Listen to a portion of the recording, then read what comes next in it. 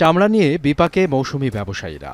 কোরবানির পর গ্রাম শহরের বিভিন্ন প্রান্ত থেকে চামড়া কিনে বিপাকে পড়েছেন তারা। বেশিরভাগ মোকামে নেই ন্যায্য মূল্যে বিক্রির সুযোগ। মাঠ পর্যায়ের কেনা মূল্যেও চামড়া নিতে আগ্রহ নেই ক্রেতাদের। চট্টগ্রামের আড়তগুলোতে চলছে কাঁচা চামড়া সংরক্ষণের কাজ। প্রায় ৩.৫ থেকে ৪ লাখ চামড়া সংগ্রহের লক্ষ্যমাত্রায় কাজ করছেন আড়তদাররা।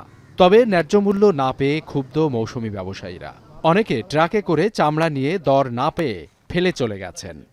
দাম ধরে বসেছিল, তো খরিদ্দাররা হয়তো ওই দামে কিনে নাই। এর অনেক মাল ফালা চলে গেছে, ওখানে একটা ফলাইছে, ওখানে একটা ফলাইছে। ফাটি জিয়ানি আনছে, উনি এখন চলে গেছে, এখান থেকে পালায়, গাড়ি ভাড়া দিতে পারতেছে না। দেশের দ্বিতীয় বৃহত্তম চামড়ার মোকাম নাটোরে গরু ২০ থেকে ২৫ হাজার এবং খাসি সহ অন্যান্য চামড়া ৩০ থেকে ৩৫ হাজার পিস সংগ্রহ করা হয়েছে। জেলার চামড়া ব্যবসায়ী সমিতি বলছে, গত বছরের তুলনায় এবার কিছুটা চামড়া কম হয়েছে। কারণ হিসেবে বলছেন, সরকার লবণ সরবরাহ করায় মাদ্রাসা ও এতিমখানাগুলোতেও চামড়া সংরক্ষণ করা হয়েছে। ব্যাপারীরা মালটা সংরক্ষণ ঠিকমতো করতে পারে নাই। আড়তদারের কাছে মালটা পৌঁছাইতে অনেক সময় লাগেছে, ২৪ ঘন্টার সময় পার করে নিচ্ছে ওরা। ১-১৫০ পিস বেচা হয়েছে, বাদ বাকি ওরকমই পড়ে আছে, এ পয়সা যাবাই।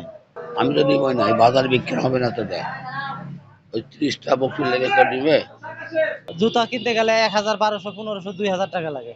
একটা চামড়া বিক্রি করি ৮০০ টাকা, এই যে ৫০০ টাকা ৪০০ টাকা চামড়া বিক্রি করলাম। কুষ্টিয়ার আড়তগুলোতে কাঁচা চামড়া সংগ্রহ ও সংরক্ষণের কাজ চলছে।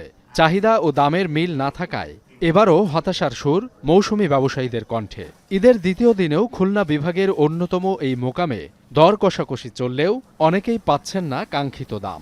একটা লেবারের দাম বেশি, লবণের দাম বেশি, গাড়ি ভাড়ার দাম বেশি। নিয়ে আসে চামড়া বেশি ৫০ টাকা, ২ কেজি লবণ দিয়েছি, সে লবণের টাকা হয় না, তাহলে ভ্যান ভাড়া কীভাবে থাকবে? একখানে ৫০ টাকা কইলেও ঘুরে আসি, এই জায়গাটা এসে ৬০০ টাকা দেব, না দিলে নিয়ে চলে যাও।